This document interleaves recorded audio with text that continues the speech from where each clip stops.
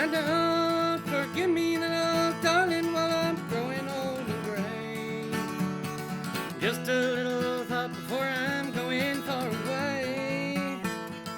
I'll be waiting on the hillside the day you will call. On the sunny side of the mountain where the rippling waters fall.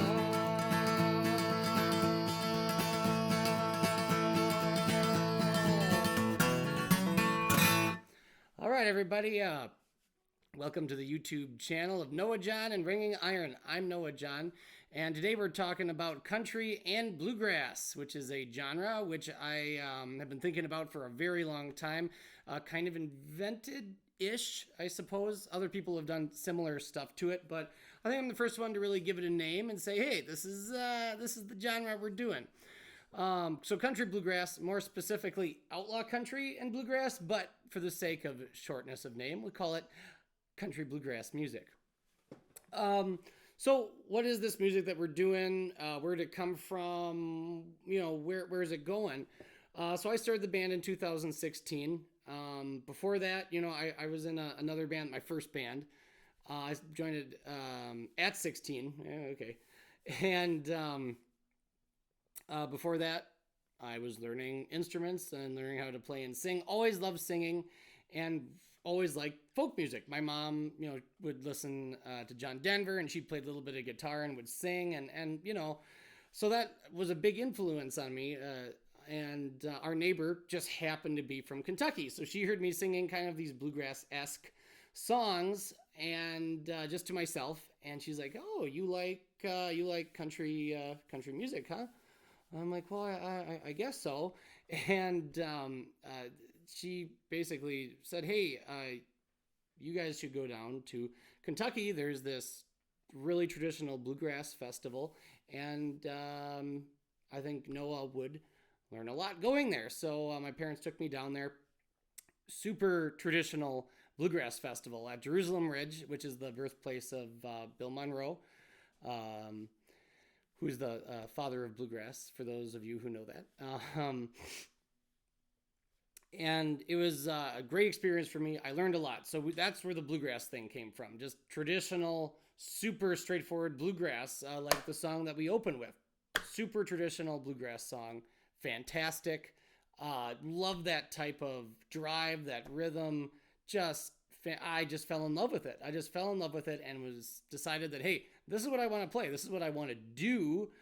Not just musically, but I want to be a musician. And that really sparked that train and got me rolling. So, you know, year and a half, 2 years later, I'm in my first band. From there, you know, moved, you know, life happens. And I decided that, hey, I want to start my own band. So we called it Noah John and Ringing Iron. I started that, you know, 2016, super traditional band. The goal was to be as traditional as possible. And, that kind of rolled and just it got really good until I realized that, oh, well, I've kind of created this super traditional band. And unless I stop being traditional, there's really not much more room for me to grow here because I'm doing everything that I want or wanted to do. And that's when my brain started turning. Now, going back again to the 14, 15 years old, went down to the festival and I'm like, wow, wouldn't it be cool if I could mix this country music and this folk music and this kind of poppy Americana stuff with bluegrass? Now, then hop back in time a couple years later, and our neighbor lady would be like, hey, you should listen to this record and this record and this record. And she loved country music as well as bluegrass. And she would borrow me, oh, here's a Waylon Jennings record. Here's a Johnny Cash record. Here's a Merle Haggard record. You know, the important guys, right? And that influenced me a lot. Still wanted to do the traditional bluegrass thing. Still wanted to pursue that. And I did. But that was always in the back of my mind, like, oh, I could mix this stuff together and do something a little bit different. And it could be cool. So bring that back to, a couple of years into the band, super traditional band, I kind of hit a wall and I'm like, okay, I want to do something different. Not abandon what we've been doing, but I want to add to it. And so that started with me playing a little more lead guitar, doing less just hard driving, a little more, ooh, let's do some folky stuff, you know. Tony Rice, for those of you who know who that guy is, just fantastic, right? And he did a lot of that, and he mixed a lot of genres together with bluegrass. And so that also was, or is, a big influence. Just one of the best guitar players. So he'd do stuff like, you know, say a Gordon Lightfoot song, like Early Morning Rain, in a more of a bluegrass style. So.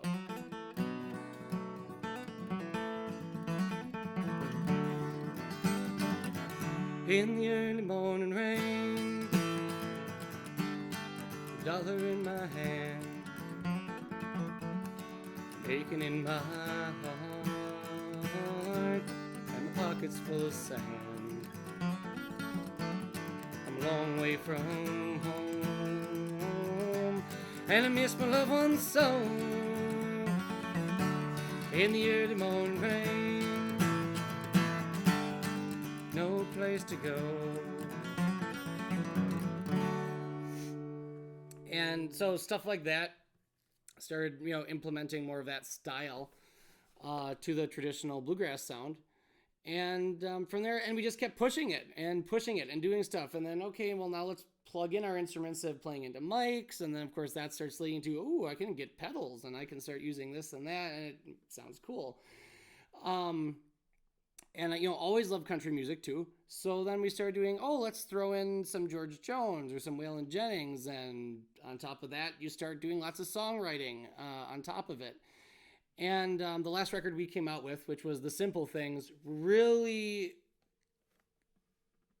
pulled hard on both those genres, on country and on bluegrass. And you can hear it.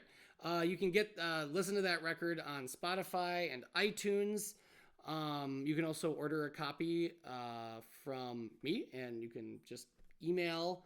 Just go on the band, you know, webpage, which is in the you can find it. Look up Noah John Ring Iron, you'll find it. You can order it from there as well. So whatever.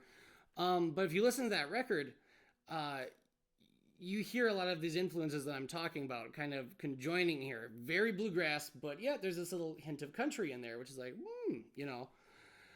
So continuing forward with that, that was this past year we came out with that. And of course, you know, the pandemic hit, which sucks. But it also gave me a lot of time to think about, okay, let's see where else we can take this music.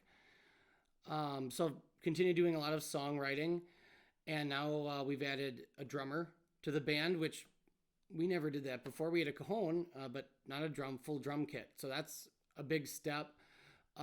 Doing a lot more with pedals, getting all the sound equipment to more of a top-notch level, because we were kind of running stuff because we didn't have a lot of money. You know, welcome to bluegrass. And so now we've finally invested in better equipment, and we're ready to really take off on this country bluegrass sound.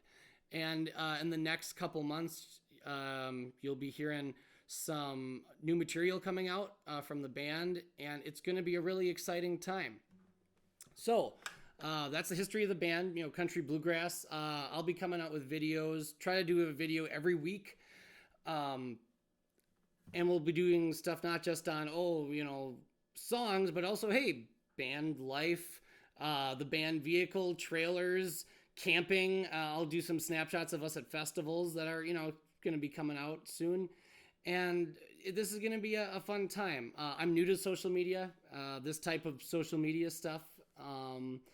And so this is an adventure for me.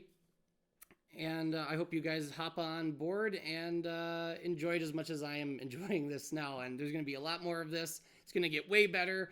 And we're going to be doing a lot of stuff in the future. And I just looking forward to sharing that with all of you. So like and subscribe. We'll be coming out with videos every week. And we'll see you on the road, and we'll see you later.